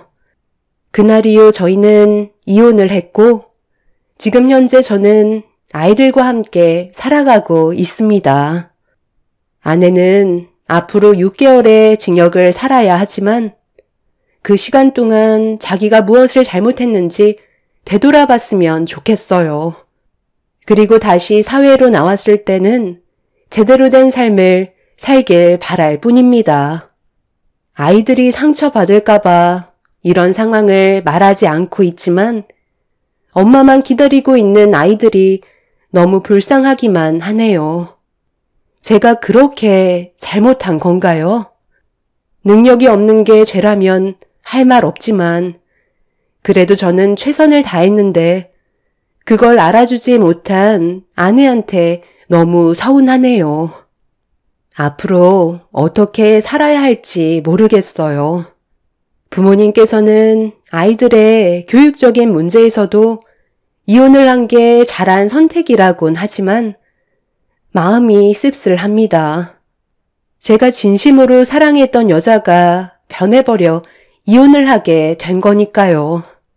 저희 부모님께서는 아내가 다시 사회로 나와도 절대 못 고친다며 또다시 같은 범죄를 저지를 거라고 합니다. 그래서 이혼을 한 부분에 대해서는 마음 아파하지 않아도 된다고 하지만 아내의 저런 모습을 보니 안타깝기만 하네요. 앞으로 아이들을 위해 또다시 열심히 살아가겠지만 아내도 하루빨리 정신을 차리고 제대로 된 삶을 살았으면 좋겠어요. 제 사연을 들어주신 분들 감사합니다. 안녕하세요. 저는 60대 중반 여자입니다. 지금 현재 저희 가족들은 그날의 충격에서 벗어나지 못하고 있는 상태라 정상적인 생활이 불가능할 정도로 많은 어려움을 겪고 있습니다. 문제가 시작된 건 제 작은 아들이 결혼을 하려고 치과 의사 며느리를 집으로 데려오면서부터 시작된 것 같네요. 좋은 분위기 속에서 예비 며느리와의 즐거운 저녁 시간을 끝낸 뒤 작은 아들이 집에 바래다 주겠다며 같이 나갔을 때 저도 긴장을 했었는지 소파에 털썩 주저앉아 숨을 고르고 있었는데 저희 집에서 오랜 시간 함께 생활했던 양평댁은 저에게 물 한 잔 건네주면서 잠깐 대화하길 원했어요. 워낙 가족 같은 분이고 저희 집안에서 많은 도움을 주고 계신 분이시기 때문에 저는 자리를 옮겨 양평댁이 무슨 말을 하려고 따로 보자고 한 건지 들어볼 필요가 있었죠. 저기 사모님, 이런 말씀 드리는 게 기분 나쁘실 수도 있으시겠지만 작은 아드님 결혼을 다시 생각해 보시는 게 어떻겠어요? 제가 봤을 때 사모님 집안과는 어울리지 않는 것 같아서요. 그리고 아까 결혼까지 허락하셨는데 좀 더 시간을 두고 결정하셔도 나쁘지 않을 것 같은데 그 여자 눈빛이 별로 좋지 않더라고요. 당연히 제가 참견할 문제는 아니지만 저도 이 집에서 사모님과 보낸 시간이 벌써 20년이 넘었는걸요. 가족이나 다름없을 정도로 사소한 거라도 전부 다 알고 있을 만큼 헛된 시간을 보낸 건 아니잖아요. 저는 진심으로 가족처럼 생각하면서 지내왔었기 때문에 작은 아드님의 결혼에는 좀 더 신중하셨으면 해서 말씀드리는 거예요. 큰 아드님이 결혼하신다고 했을 때 제가 이런 말씀 드린 적 없었잖아요. 직업 좋고 집안 좋은 여자이긴 하지만 느낌이 좋지가 않아요. 석현 아빠도 예비 며느리가 마음에 든다고 했었고 나도 여러 가지 부면을 봤을 때 바르게 잘한 것 같아 결혼을 허락한 건데 느낌 하나로 판단하기에는 둘의 결혼을 물을 필요는 없을 것 같은데 우리 가족을 걱정해 주는 건 잘 알겠지만 이건 작은 아들의 결정도 크기 때문에 양평댁 말만 듣고 허락한 결혼을 다시 번복하는 건 힘들 것 같네요. 우리 작은 아들 석진이를 어렸을 적부터 옆에서 많이 챙겨줬으니 그만큼 신경이 많이 쓰인다는 거 나도 잘 알지만 이건 내 아들 인생이 걸린 문제라 나 혼자 결정할 문제가 아닌 것 같아요. 양평댁이 혹시 아는 사람은 아니죠? 내 보기엔 싹싹하니 괜찮은 것 같구만. 너무 예민하게 생각하지 마요. 저희 집안과 20년이 넘는 시간을 함께했던 양평댁은 제 아들을 친아들처럼 아껴주셨어요. 그래서 작은 아들도 양평댁을 잘 따르는 편이었죠. 문제는 작은 아들의 결혼에 상당히 집착을 많이 하고 있었습니다. 저와 남편이 불편할 정도로 예비 며느리가 저희 집 식구로 들어오는 걸 지속적으로 반대를 하다 보니 처음으로 양평댁에게 불편한 말까지 나오게 되는 상황이 오게 되었죠. 왜 이런 걸로 서로 얼굴을 붉혀야 하는 건지 이해할 수가 없었어요. 저 혼자 시간을 가지고 있을 때면 양평댁은 저에게 다가와 작은 아들이 예비 며느리와 결혼하는 걸 탐탁치 않게 생각하면서 계속해서 반대를 하길래 좋게 얘기하는 것보다 확실하게 짚고 넘어가는 게 좋을 것 같아 진지하게 대화를 이어나갔습니다. 제 목소리와 말투는 좋게 나가지는 않았죠. 도대체 뭐가 문제죠? 가족 모두가 찬성하고 있는데 왜 양평댁만 작은 아들 결혼을 반대하는 건데요? 양평댁이 석진이를 친아들처럼 아껴주고 그동안 잘 보살펴 주셨다는 거 나도 모르는 건 아니지만 이건 엄연히 우리 집안 문제인데 계속해서 이런 식으로 간섭하면 같이 생활하는 거 정말 불편해져요. 사모님, 저도 잘 알고 있죠. 제 말이 불편하게 들리실 수도 있는 건 당연합니다. 그런데 제가 사람을 좀 볼 줄 알거든요. 저번에도 말씀드렸지만 다른 목적이 있어서 접근한 것 같다니까요. 혹시 몰라서 제가 뒷조사를 좀 해봤거든요. 그런데 제 느낌이 확 맞아떨어진 거 있죠? 사람을 붙여서 확인해 보길 정말 잘했어요. 이것 보세요. 주변에 남자들이 꽤 많은 것 같아요. 아무래도 치과 의사이고 작은 아드님 만나기 전에 다른 남자들과 시간을 자주 보냈는지 개인적으로 따로 시간을 가지는 장면도 포착됐다니까요. 이것 보세요. 저 여자가 같이 걸어가고 있는 남자한테 슬며시 손을 얹고 있잖아요. 바람기가 확실히 다분한 여자 같아요. 지금 뭐 하는 거예요? 이렇게 몰래 미행하다가 발각되기라도 한다면 되려 큰 문제가 생길 수도 있다는 거 몰라요? 그리고 내가 봤을 때 크게 문제가 될 만한 장면은 없는 것 같은데요? 그냥 걸어가면서 대화 정도는 누구나 주고받을 수 있는 거잖아요. 양평댁, 이건 정말 아니죠. 내가 알아서 할 테니까 양평댁은 이제 양평댁 일 봐요. 이런 거 알아봤다는 걸 석현 아빠가 알기라도 한다면 문제가 커질 수도 있으니까 딱 여기까지만 하는 걸로 해요. 더 이상은 필요 이상의 관심이에요. 정말 마지막으로 말씀드리는 거예요. 사모님, 제가 언제 이렇게까지 말씀드린 적 없었잖아요. 저를 믿고 한 번만 더 진지하게 생각해 주세요. 사람은 겉모습만 보고 판단할 수 없다는 거 잘 아시잖아요. 양평댁은 저 몰래 예비 며느리한테 미행까지 붙여서 개인적인 사생활까지 전부 확인하고 있었어요. 제 앞에 예비 며느리의 사진들을 보여주는데 온몸에 소름이 돋을 정도로 양평댁의 행동들이 무섭게만 느껴지고 있었죠. 제 아들을 친아들처럼 생각해주고 그동안 정말 많은 걸 신경 써줬다지만 이건 확실히 문제가 있어 보여 화를 낼 수밖에 없었어요. 사진 속의 예비 며느리의 모습을 봤을 때 별로 크게 문제가 있는 것도 없어 보였죠. 너무 무섭게 제 아들의 결혼에 대해 집착하는 양평댁의 행동을 이해할 수가 없었습니다. 그래도 제가 한 소리 해서 그런지 한동안 조용한 듯 싶었는데 그건 제 착각이었을 뿐 양평댁은 제 말을 무시한 채 계속해서 예비 며느리의 뒤를 조사하고 있었습니다. 방 안에서 혼자 심각하게 사진을 펼쳐놓고 무서울 정도로 사진을 바라보고 있다가 제가 부르는 소리도 듣지 못할 만큼 사진 속 예비 며느리에게 집중이 되어 있었죠.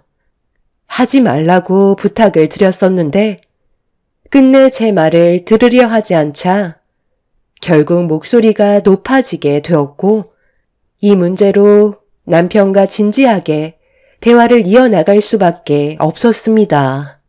양평댁이 가지고 있던 예비 며느리를 미행한 사진을 남편한테 보여주면서 양평댁의 행동에 대해 문제가 있는 것 같다고 설명했어요. 남편도 저희 가족의 허락 없이 이런 일을 저지르고 있었다는 거에 화가 나게 되었죠. 나도 처음에는 좋게 얘기했어. 당연히 내 선에서 해결이 될 줄 알았는데 날이 가면 갈수록 양평댁 행동이 지나칠 정도로 문제가 커지니까 더는 그냥 지켜볼 수는 없겠더라고. 그래서 당신한테 어쩔 수 없이 얘기하는 거야. 그동안 우리와 함께 생활한 지 20년이나 넘었고 가족이나 다름없는 뿐이지만 그래도 결정을 해야 될 것 같아. 이걸 예비 며느리 집안에서 알기라도 해봐. 그럼 집안 전체가 난리나게 되는 거라고. 당신은 이 문제를 어떻게 했으면 좋겠어? 그냥 단순히 넘어갈 상황은 아닌 것 같네. 아무리 가족처럼 그동안 함께 지냈다고 해도 엄연히 남이고 우리 집안에서 일을 해주시는 분인 거지. 결혼까지 참견한다는 건 문제가 심각한 것 같은데 요즘처럼 이 험한 세상에 때묻지 않은 여자가 어디 있어? 그런데 예비 며느리는 가정교육을 잘 받았는지 차마니 예의도 바르고 어른 공경할 줄 알고 석진이를 진심으로 사랑하고 있다는 걸 앞에서 보고 있던 나도 느낄 수 있을 만큼 서로 진지하게 만나왔다는 걸 알 수 있었는데 뭐가 그렇게 마음에 안 든다고 사람을 시켜 미행까지 붙이는 거야? 괜히 더 문제가 커지기 전에 그만 정리를 하는 게 좋을 것 같다. 우리도 마음이 좋진 않지만 석진이 결혼을 위해서라도 우리는 옳은 결정을 내려야 하는 거니까 당신이 좋게 말씀드리고 다른 사람 한번 알아봐. 남편도 예비 며느리를 뒷조사하고 있던 사진을 보더니 예상했던 대로 경악을 했었죠. 결국 저희가 내린 결정은 20년간 함께 있었던 양평댁과의 인연을 정리할 수밖에 없었습니다. 그동안 저희 집에 많은 일들을 해왔던 양평댁이 집에 없으니 무언가 허전했고 집안 관리가 제대로 되지 않아 처음에는 어려움이 상당히 많았었어요. 그래도 감수해야 될 부분들은 어쩔 수 없으니 시간이 걸리더라도 다른 사람을 구할 때까지는 제가 직접 모든 걸 해결할 수밖에 없었습니다. 그런데 양평댁이 그만두게 됐다는 소식을 듣게 된 건지 저희 집에 양평댁 딸이 오래간만에 찾아왔어요. 평소 같으면 반갑게 맞아주겠지만 좋지 않은 일로 인해 그만둘 수밖에 없었기 때문에 저 또한 마음이 좋진 않았습니다. 무슨 일 때문에 온 건지 물어보니 양평댁이 집에서 많이 힘들어하고 있다며 다시 받아달라는 말이었어요. 우리도 정말 힘들게 결정한 거고 지금도 마음이 편치는 않아. 너도 우리 집에서 꽤 오래 지냈었잖아. 우리 애들 독립하기 전까지 같이 있었고 너를 딸처럼 생각하며 많은 시간을 보냈었는데 이런 일이 생겼으니 우리도 얼마나 마음이 안 좋겠니? 그런데 이건 우리 가족 문제인 거잖아. 정말 이 결정이 잘못된 거라 해도 우리가 감수해야 되는 거라고. 충분히 시간을 가지고 결혼을 허락한 건데 너희 엄마가 중간에서 결혼은 절대 안 된다면서 미행까지 붙였는데 그걸 그냥 보고만 있을 수는 없는 거잖아. 날이 가면 갈수록 점점 더 심해지는 것 같아. 이대로 가다간 더 사이가 안 좋아질까봐 이쯤에서 그만하기로 결정한 거다. 네, 무슨 말씀이신지 이해할 수 있을 것 같아요. 여기 오기 전에 저희 엄마한테 어떤 상황인지 듣긴 했었어요. 제가 봐도 좀 지나친 것 같긴 해요. 아마 저희 엄마는 진짜 가족처럼 생각해서 걱정되는 마음에 그렇게 하셨던 것 같아요.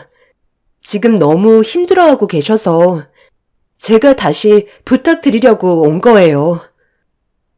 양평댁이 저희 집에 면접을 보러 왔을 때 옆에는 딸이 하나 있었어요. 삶이 많이 힘들어 보여 남편과 상의한 끝에 저희 집에서 함께 생활하기로 했었죠. 학창 시절을 제 아들과 함께 보냈었기 때문에 저 또한 양평댁 딸을 친딸처럼 생각할 수밖에 없었습니다. 저희 가족 같은 경우 아들만 둘이라 양평댁 딸이 제 눈에 많이 들어왔었고 많은 것들을 신경 써 주었죠. 그렇게 잘 살아오다가 아들들이 독립을 하면서 양평댁 딸도 눈치가 보였는지 같이 독립을 하게 되었습니다. 비록 남이지만 친가족처럼 허물없이 지내온 날들이 한순간에 멀어지게 되니 저 또한 마음이 좋진 않았었습니다. 오죽했으면 저에게 직접 찾아와서 양평댁을 다시 받아달라고 하는지 이해할 수 있었어요. 저희는 한참 동안 대화를 나눈 뒤 시간이 필요할 것 같다고 결론을 지었어요. 곧 있을 아들의 상견례와 결혼식은 끝내고 다시 받아주든지 해야 될 것 같았었죠.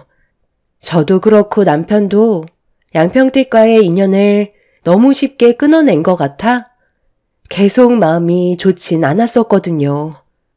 그렇게 저희는 상견례를 무사히 마치고 작은 아들의 결혼식까지 무사히 치른 뒤 한동안 문제없이 잘 지내고 있었어요. 작은 아들과 며느리도 행복한 신혼생활을 즐기고 있었죠. 그런 모습을 보면서 저와 남편은 옳은 결정을 했다고 생각했었는데 이게 불행의 시작이 될 줄은 꿈에도 몰랐었네요.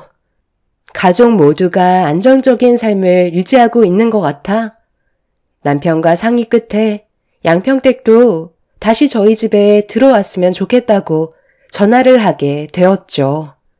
그런데 목소리가 별로 좋지 않길래 무슨 일이 있냐고 물어봤는데 나중에 다시 연락하겠다고 전화를 끊어 버렸습니다. 상당히 안 좋은 목소리로 통화를 했던 터라 느낌이 별로 좋지 않았어요. 그리고 연락이 다시 오기를 기다리게 된 지 일주일쯤 지났을 때 양평댁이 갑자기 저희 집에 찾아왔습니다.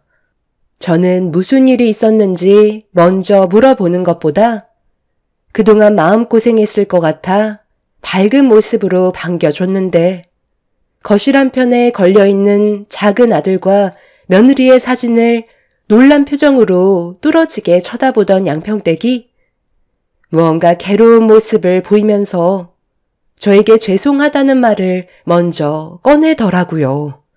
무슨 상황인지 알지 못한 저는 일단 침착하게 대화를 이끌어 나갔죠. 무슨 일 있었어요?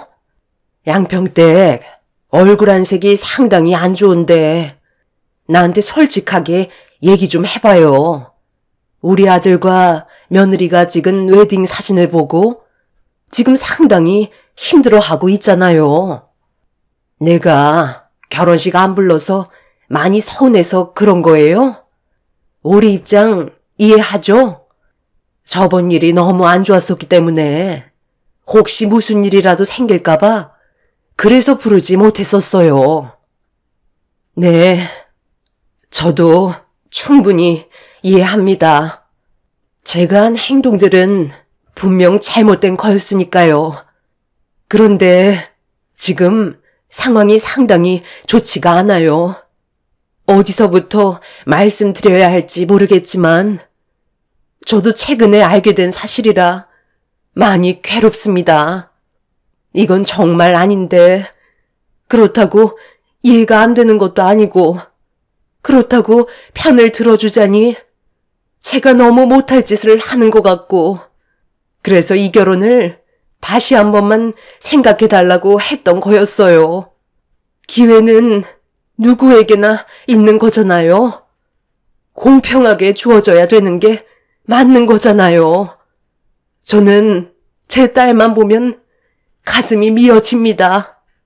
20년의 세월 동안 한쪽만 짝사랑을 해왔으니까요. 제 딸이 작은 아드님을 지금까지 짝사랑하고 있었어요. 그런데 작은 아드님이 갑자기 결혼을 한다는 소식을 듣게 되자 제 딸이 너무 괴로워하더라고요. 당연히 짝사랑이니까 작은 아드님은 이런 사실을 전혀 모르고 있을 줄 알았어요. 그런데 알고 보니 그게 아니었더라고요. 작은 아드님도 제 딸이 자기를 좋아하고 있는 줄 알고 그걸 지금까지 이용하면서 가지고 놀고 있었다고요.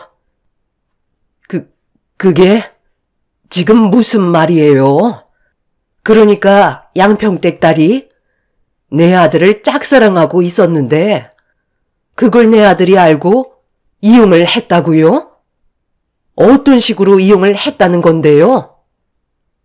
석진군이 제 딸을 임신시켰다고요. 저희한테 많은 걸 베풀어 주셨고 지금까지 부족함 없이 잘 살아왔었기 때문에 지금 이 상황을 어떻게 설명을 드려야 할지 몰라 너무 답답했었어요. 그래서 최대한 결혼을 늦출 수 있게 하려 했는데 차마 제 입에서 석진군이 제 딸을 임신시켰다는 말은 입 밖으로 나오지 않았네요. 저번에 사부님 댁에 제 딸이 찾아온 적 있었죠? 그때 자기가 직접 얘기하려 했는데 차마 입이 떨어지지 않았나 봐요. 결국 혼자 돌아오긴 했지만 문제는 작은 아드님에 대한 상처가 복수심으로 변해버린 것 같아요. 제가 일을 그만두고 딸 집에 찾아갔었는데 사모님도 저도 몰랐을 만큼 둘은 상당히 가까웠었어요. 제 딸은 정말 진심으로 석진군을 사랑하고 있었지만 작은 아드님은 그런 제 딸을 진지하게 생각하지 않고 있었죠. 제 딸은 모든 걸 다 내어줬는데 결혼을 다른 사람과 하겠다고 하니까 얼마나 마음이 아팠겠어요.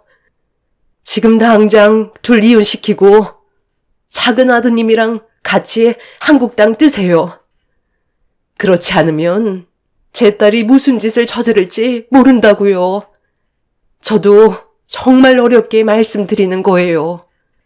상당히 큰 충격을 받으셨겠지만 저희가 모르는 무언가가 석진군과 제 딸은 상당히 복잡하게 얽혀 있는 것 같아요. 최대한 빨리 서두르지 않으면 더 큰 피해가 찾아올지 몰라요. 제 딸은 지금 누구도 막을 수가 없어요. 저는 너무 놀라 급하게 작은 아들한테 전화를 걸었지만 제 전화를 받지 않았어요. 양평댁의 말을 믿을 수가 없어 상당히 혼란스러운 상황 속에 제가 할 수 있는 건 아들한테 모든 걸 직접 들어야만 했어요. 양평댁은 자기 딸을 찾으러 가겠다며 눈물을 흘리면서 저희 집을 나갔습니다. 제 아들이 양평댁의 딸을 사랑한 것도 아니고 짝사랑해서 그걸 이용했다는 말을 도저히 믿을 수가 없었어요. 제가 그동안 살면서 봐왔던 아들의 모습은 항상 조용하고 부모의 말을 잘 따르는 그런 아들이었는데 제가 모르는 가면을 쓰고 있었다는 거에 엄청난 충격으로 다가왔었죠. 한참 동안 전화통화를 시도하자 겨우 아들과 연락이 닿을 수 있었고 어디냐고 물어보는 말에 퇴근하고 집에 들어가려 한다는 말에 당장 튀어오라고 소리를 질렀습니다. 양평택 딸이 임신했다는 걸 제 아들이 아는지 모르는지 확실하게 짚고 넘어가야 했어요. 그리고 양평택이 저에게 거짓말을 할 사람이 아니라는 걸 잘 알고 있기 때문에 아들의 말을 직접 들어봐야만 했죠. 그렇게 한참 동안 불안한 상태로 기다리다 보니 아들이 투덜거리며 집으로 들어왔습니다. 며느리와 약속이 잡혀 있는 상태라 빨리 들어가 봐야 한다며 용건만 간단히 해달라는 말에 저는 양평택 딸과 어떤 관계냐고 바로 본론으로 들어갔어요. 저는 이미 이성을 거의 반쯤 잃어버린 상태였죠. 갑자기 걔 얘기가 뜬금없이 왜 나오는 거예요? 그냥 오빠 동생 관계잖아요. 지금 그거 물어보려고 바쁜 저를 부른 거예요? 그런 건 통화로 할 수도 있잖아요. 너 똑바로 대답 안 해? 지금 네가 무슨 짓을 저질렀는지 내가 전부 다 알고 들었는데 어디서 모르는 척 발뺌을 하는 거야? 너 어디까지 알고 있어? 바른 대로 대답 안 해? 나한테 거짓말하면 엄마랑도 인연 끊고 사는 거야. 알겠어? 양평택 딸이랑 어디까지 간 거니? 좀 전에 양평택이 우리 집에 와서 오열까지 했었다고. 아이씨, 그럼 대충 들었겠네요. 엄마도 잘 알고 있잖아요. 어렸을 적부터 저 좋다고 따라다녔었던 거 몰라요? 그래서 좀 놀아준 것 뿐이에요. 그게 뭐 잘못됐어요? 그래서 임신까지 시킨 거야? 너 걔가 임신한 거 알고 있었어? 모르고 있었어? 확실하게 대답해. 너는 지금 상황이 웃기니? 웃음이 나와? 뱃속에 있는 아이가 제 아이인지 아닌지 그건 모르는 거잖아요. 임신한 건 이미 알고 있었죠. 걔가 먼저 나한테 접근한 걸 왜 저한테 뭐라고 하세요? 저는 지금의 가정에 최선을 다하고 있다고요. 걔 인생은 원래 그런 거니 그냥 그렇게 살라고 내버려 둬요. 가진 것 없는 사람들 걷어들여줬으면 감사하게 생각해야죠. 저는 처음 본 아들의 모습에 너무 놀라 저도 모르게 뺨에 손을 올려 붙였습니다. 양평댁의 말이 전부 다 사실이었고 저 혼자 모든 걸 처리하기에는 이미 판이 커져버린 상태였어요. 무책임한 아들의 행동 때문에 집안은 무너지기 시작하고 있었죠. 결국 남편까지 이 사실을 알게 되었고 저는 다시 양평택한테 전화를 걸었지만 이미 핸드폰의 전원이 꺼져 있었어요. 남편은 그날 작은 아들을 가만두지 않겠다며 난리를 쳐대며 분노를 하게 되었고 작은 아들은 자기가 뭘 잘못했는지 전혀 알지 못하고 있었습니다. 양평댁의 말을 더 이상 들을 필요도 없었어요. 작은 아들이 저지른 행동은 이미 충분히 잘못한 거였고 돌이킬 수 없는 결과였으니까요. 남편은 결국 사돈어른께 전화를 해서 저희 집안에 문제가 있다는 걸 얘기한 뒤 상황을 정리해 나가고 있었습니다. 작은 아들은 절대 이혼하지 않을 거라고 난리를 치자 남편은 결국 아들의 얼굴에 손을 올렸고 동네가 떠나갈 정도로 분노를 터뜨리고 말았어요. 네가 지금 제정신이야? 일을 이 지경으로 만들어 놓고 이혼을 안 하겠다고? 미진이 걔가 혼자서 얼마나 힘들었을지 단 한 번이라도 생각을 했었다면 이 문제를 모른 척하고 지나가지 않았을 거다. 임신을 시켰으면 네가 끝까지 책임을 져야지. 부모한테 이런 사실을 숨기고 다른 여자랑 결혼했다는 게 말이 되니? 걔가 날 좋아한 거지. 저는 그냥 대충 놀아준 것뿐이 없다고요. 하룻밤 정도야 웃으면서 넘어갈 수 있는 정도잖아요. 저는 잘못 없다니까요. 저는 절대로 이혼 못하니까 그런 줄 아세요. 제가 사랑하는 사람은 단 한 명뿐이라고요. 그만 나가볼게요. 무슨 말을 더 하겠어요? 둘 다 너무 흥분한 것 같아 제발 침착하라고 중간에서 말렸지만 남편은 이미 이성을 잃어버렸는지 아들의 멱살을 잡아 패대기를 쳐버렸습니다. 그렇게 한바탕 난리를 치다가 결국 혈압이 올랐는지 뒷목을 잡고 쓰러져 버려 급하게 구급차를 불러 응급실로 향하게 되었어요. 남편은 뇌출혈로 수술을 받아야만 했고 이 소식을 듣게 된 큰아들 석현이네는 해외에서 근무를 하다가 급하게 한국으로 귀국했어요. 그리고 작은 아들이 충격적인 행동을 저질렀다는 거에 역시나 분노를 감추지 못했었죠. 남편은 다행히도 큰 문제는 면할 수 있었지만 그날 이후 병원에서 장시간 치료를 받아야만 했고 작은 아들은 결국 이혼을 하고 말았습니다. 저희는 100번 고개를 숙이며 죄송하다는 말과 함께 위자료를 물어줄 수밖에 없었어요. 작은 아들은 본인이 뭘 잘못했는지 끝까지 인정하지 않고 자기 멋대로 살기 시작했어요. 더 이상 가면 쓴 얼굴을 보여줄 필요가 없다고 생각했는지 제어가 되지 않는 모습을 보여주고 있었죠. 양평댁은 제 전화를 끝내 받지 않았고 결국 그 상태로 시간은 계속해서 흘러갔어요. 작은 아들이 양평댁 딸이 살고 있던 집 주소를 알려줬지만 이미 다른 곳으로 이사를 했는지 그곳에는 인기척도 없었습니다. 저번에 찾아왔을 때 옷으로 배를 가리고 있었고 들어오라고 해도 들어오지 않아 어쩔 수 없이 현관문 앞에서만 대화를 했었는데 이미 양평택 딸은 만삭인 것 같아 보였습니다.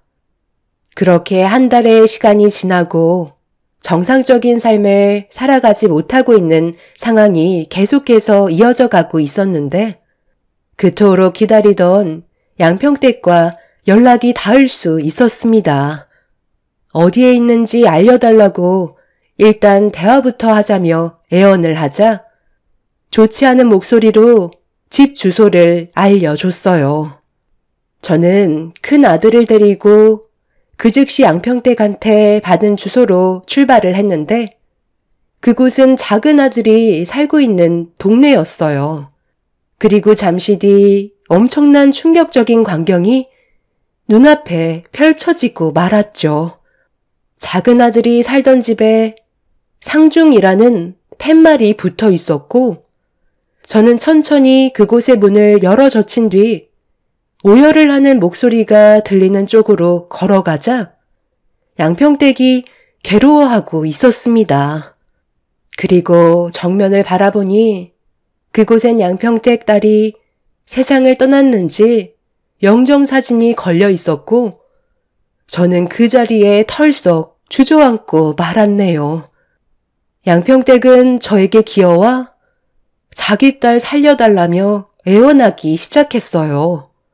어떻게 된 일인지 왜 그동안 연락이 없었는지 물어봤습니다. 충분히 좋게 해결할 수 있는 문제였는데 이렇게까지 안 좋은 상황으로 만들었는지 이해할 수가 없었어요. 알고 보니 작은 아들이 살고 있던 집은 양평댁 딸과 서로 상당히 많은 추억을 만들었던 공간이었고 양평댁 딸은 제 아들을 진심으로 사랑했었지만 작은 아들은 다른 여자와 눈이 맞아 양평댁 딸과 그만 만나자고 헤어짐을 통보한 상태였어요. 그런데 임신했다는 말을 꺼내자 작은 아들은 자기 집을 보상이랍시고 던져 주었고 그 충격에 헤어나오지 못하고 있었죠.